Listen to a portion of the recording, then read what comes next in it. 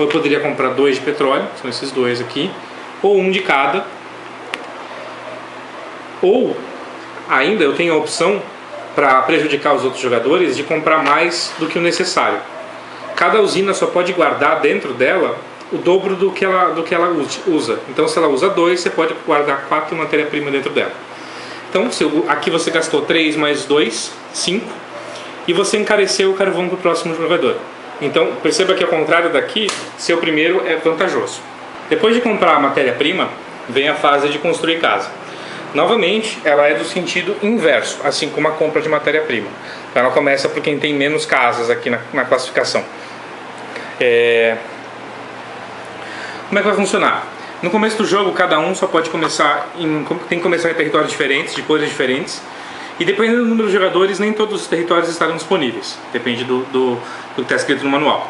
Mas, na vez daquele jogador, ele escolheria uma cidade e colocaria a casa dele na posição número 10, aqui ó, utilizando como exemplo. Então ele vai pagar, por essa cidade ele vai pagar somente o custo dela, que é 10. Então ele coloca aqui e paga 10 para o banco.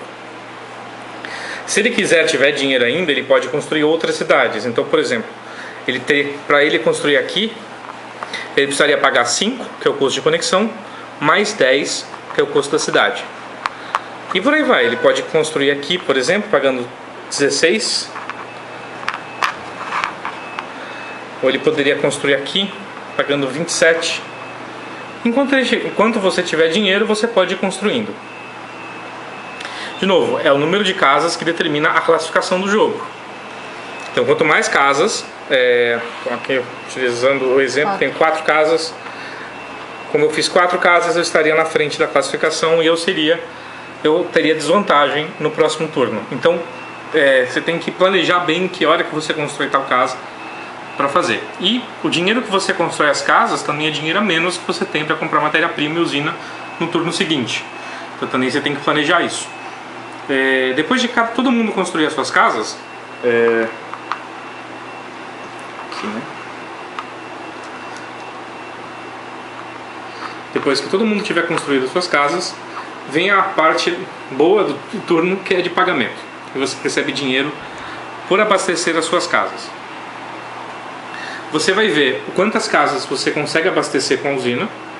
Você vai pagar aquela matéria-prima para o banco que você está utilizando.